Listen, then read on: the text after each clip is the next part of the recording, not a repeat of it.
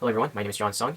I'm deeply interested in psychology and philosophy, especially Advaita in Hinduism and the neuropsychology department. There are a lot of people, high school students, who are concerned about getting into university, and if you search about the process of admission, you often see these rates or statistics that universities, well, not universities, but mostly these agencies that specialize in tutoring students post on the internet. And one of my friends also expressed immense concerns about his chances of getting to Harvard, and I just wanted to help him in a way that is a more holistic approach. And I gave him a very, very long response in order to better assist him. And I wanted to share it with you guys since I thought it would be universally applied to pretty much everyone who's studying for something, chasing a goal or a dream or your passion, or even looking for a passion. If you don't have a passion, that's perfectly okay. If you're searching for a passion, I do have advice for you. So make sure you guys hit that subscribe button, leave a like, comment down below. It's a great way to support my channel and help my channel grow. So thank you guys for just hopping in. So my friend just texted me about the stats, like for example, like how many AP courses you have to take, how many, how much score you have to get on the SAT exam, what does your GPA have to be, like the minimum acceptance GPA and all that kind of stuff. What average should you get to get into University of Waterloo? Software engineering apparently has more than half of the students who got 98% average. That kind of thing. I just wanted to give you a quick speech. I wouldn't say speech, but I just wanted to share this one thing that I learned throughout my hero's journey. I'm specifically referencing Joseph Campbell's hero's journey. Everyone is sort of on their own hero's journey, which involve these obstacles, aka threshold guardians. Oh my gosh, I'm so bad at pronouncing it, but anyways, so it's pretty much universal for everyone. The concept of hero's journey is basically just when a hero leaves their hometown and goes on a hero's journey, they face this mob, I'd say like mob in Minecraft, and they have to sort of overcome these hurdles, these encounters with different monsters, and then step by step they reach their place they anticipated initially, but in the process they go through this thing called a how would I describe it, a ego death, and a like Jesus in Bible. When it comes to like theology, there's a lot of similarities between theology and just Joseph Campbell's hero's journey analogy, and all the stories like fairy tales are also based upon this hero's journey model. So a hero goes through an ego death and reborns, meaning they resurrects.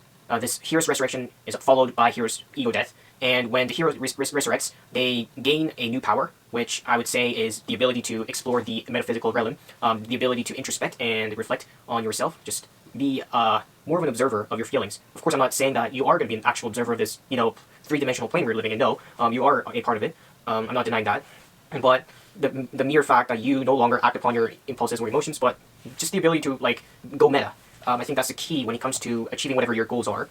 And I think that's the most important tool you have to be equipped with when it comes to looking at these university admissions. The key factor that really drives a lot of students is that they feel fear. I would say more like a FOMO, a fear of missing out. When you think about liberal arts college instead of Ivy League, what do you feel? You feel a very immense fear.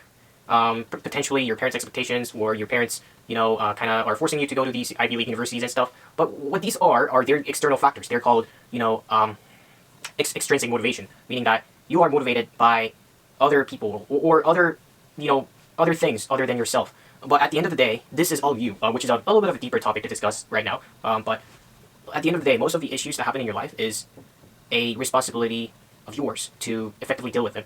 And if you introspect deeper, you will find out that most of these issues come from your own self. Not meaning that they're your fault, but they are mainly generated by your mind and constructed, whether it's voluntary or involuntary. I would say involuntary is, or like being unconscious. So whether you're conscious of your things that the things that happen in your life or not, they fall under your responsibility. So here, I'll give you a really simple example of the question, where can I find my passion or motivation or intrinsic motivation, which is basically a motivation, but it comes from your own mind.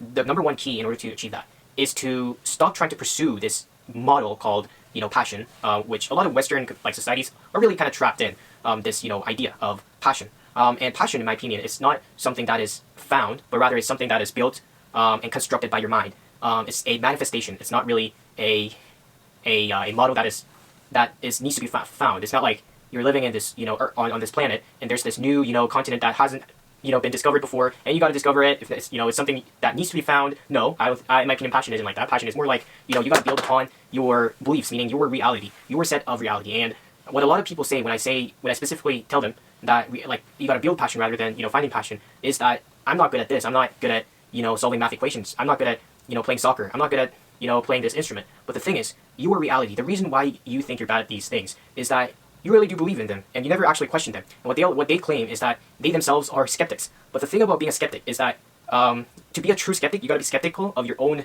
this belief set. I'm not talking about, I'm not trying to put you in this territory of, cognitive dissonance, where you feel uncomfortable of having two different beliefs at the same time. No, but I'm trying to pull you out of your comfort zone and explore the territories that you've never actually explored before, since you thought, there's no America, there's no continent outside of this Eurasian, continent. But in reality, I'm not justifying that, the discovery of Eurasia was done ethically or morally, but I'm saying, like, if you believe one thing, it becomes a reality, just like, what a lot of flat earthers are thinking. Like, they think Earth is flat because they never get to explore outside of their, traditional belief sets, whether it's taught by their parents or whether it's taught by, the echo bubble they formed out of social media or the internet. So what I'm suggesting you is to stop confining yourself in this, in this box, but rather to explore the possibilities. Never define something. I'm talking about rather treat things as something that is possible to happen. I mean, I'm kind of using very ambiguous words, like vague words here, but my suggestion is to stop thinking that the world is 1 or 0. The world is not binary, but rather, like quantum mechanics, think that everything is a possibility. And when you look at photons and subatomic particles, you can easily observe that, they have something called a superposition. And similar to that, think that whether you like something or not is actually not a binary number. It's actually not, 1 or 0. It's not like yes or no. It's a superposition of yes or no. And whether that superposition of something gets closer to 1 or 0, it's determined by your belief sets. And that is what the manifestations are all about. It's all built upon your, belief sets. And when you change your beliefs, when you start to call yourself that I like math, for example, then you start to build habits upon it. And this process of building habits is not going to be manual. It's going to be automatic as long as you change your beliefs, as long as you change the system. I always repeat, the system is something you should focus on.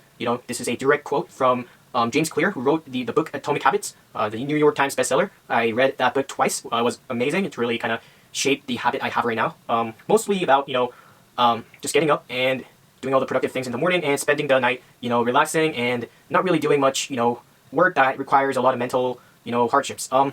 This is a complete different approach compared to the method I took, the method of studying I had back in 2019 to 2020, where I procrastinated until night and then I did everything in the morning, between 12 a.m. to 6 a.m., which was not healthy whatsoever. So my suggestion is this: try to change the system and focus on constructing your beliefs in a healthy way, rather than confining yourself, making these negative, constructing these negative beliefs about yourself, which are inevitably going to be your reality, because reality, on its fundamental level, is just your beliefs. It's really nothing complicated. Sometimes, I lose my glasses often, but sometimes you go around the house to find it, but at the end of the day, your glasses, it's in your pocket, or it's on your head or something.